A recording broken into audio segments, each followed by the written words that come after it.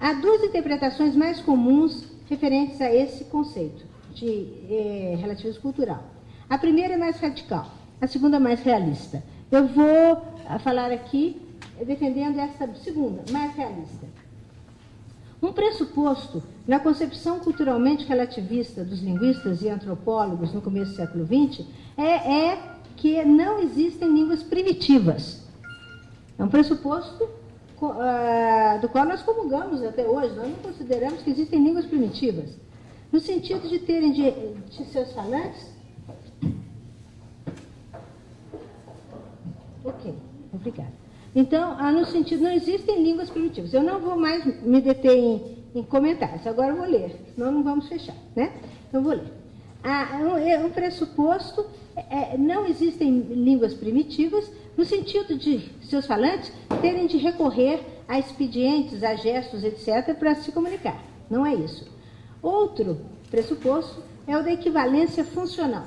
O que é equivalência funcional? No sentido mais forte da teoria, a equivalência funcional seria que todas as línguas manifestadas, todas as variedades de línguas são iguais. Nós sabemos que isso não é muito realista. Nós sabemos que as línguas não são iguais, nem todas as variedades de línguas são iguais, porque elas servem a comunidades cujos interesses e atividades são distintos. Em função disso, cria-se uma língua que tem que atender a uma comunidade com certos interesses, certas atividades, desenvolve, por exemplo, um léxico específico para aquelas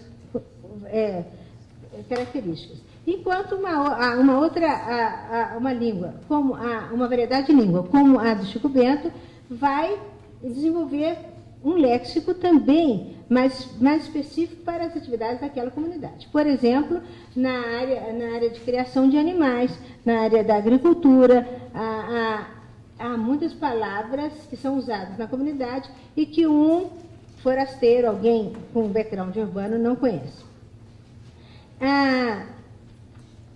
O Círculo Linguístico de Praga, no começo do século XX, ele definia 3 níveis quanto à intelectualização, à complexidade das línguas. Um dialeto de conversação, um técnico rotineiro e um científico funcional. O científico funcional é quando nós temos tantas atividades de natureza tecnológica e científica que é preciso desenvolver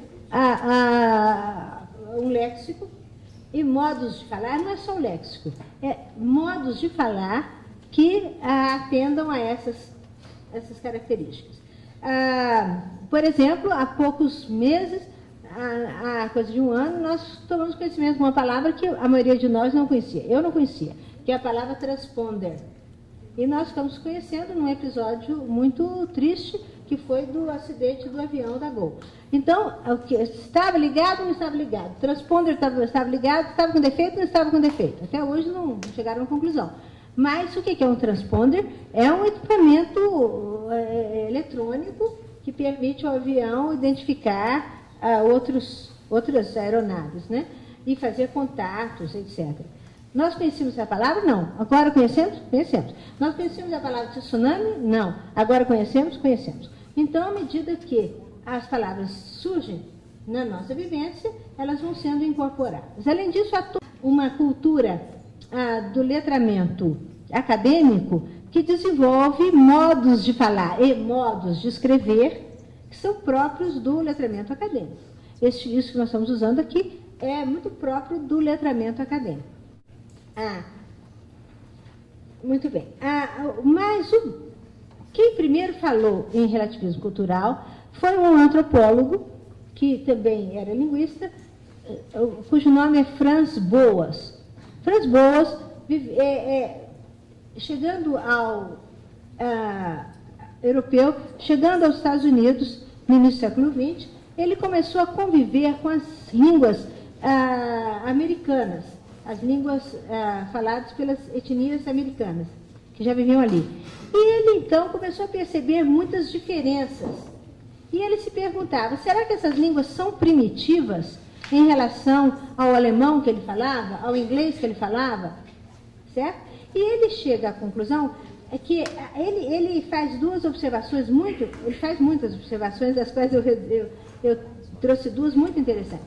numa língua lá no Canadá, a língua Kwakiutl do Canadá, perto de Vancouver, ele observa que eles não são capazes de trabalhar, de usar conceitos abstratos, como piedade, como amor, conceitos abstratos.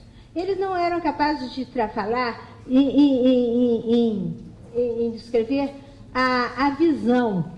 A visão, eles só trabalhavam com o conceito de visão associando ao dono do olho, certo?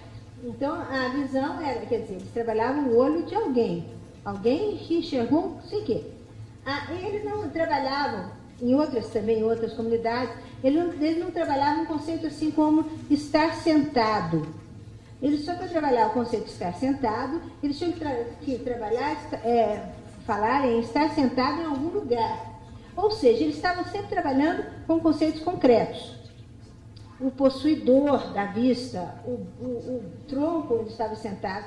E ele então se perguntava, será que não é possível, por exemplo, trabalhar com conceitos abstratos, filosóficos, para chegar à conclusão que aquelas comunidades não tinham esses modos de falar, que não precisavam deles. No momento em que eles precisavam deles, eles passavam a língua, a própria língua, tinha recursos morfológicos, sintáticos para criá-los. Da mesma maneira que nós, quantas vezes nos valemos de uma perífrase, uma coisa que nós não sabemos o que é, transponder. Em vez de falar em transponder, você fala, não, aquele equipamento eletrônico que tem na cabine do avião, papapá, usa uma longa perífrase e escreve e resolve. Então, a nossa língua, a equivalência funcional, que vai ser a nossa base de sustentação para o relativismo cultural, ela não é que as línguas sejam todas iguais. Elas não são iguais na medida em que elas servem às necessidades comunicativas das diversas comunidades. Certo? Vou dar um exemplo a vocês que é de uma atual mestranda minha, que é uma bidialetal perfeita.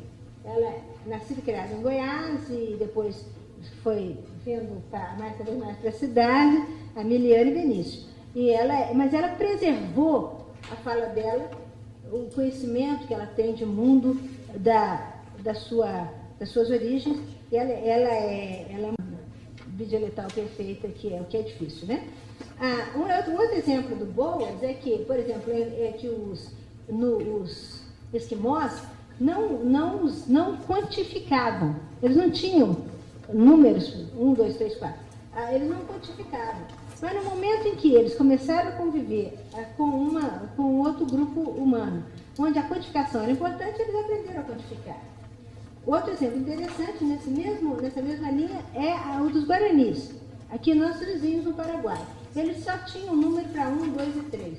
A partir do 4, são empréstimos do espanhol. 4, 5, certo? Então, isso significa que, se nós levarmos em conta a equivalência funcional, a equivalência funcional quer dizer que todo código usado numa comunidade é suficientemente elaborado para atender a todas as necessidades daquela comunidade. Certo?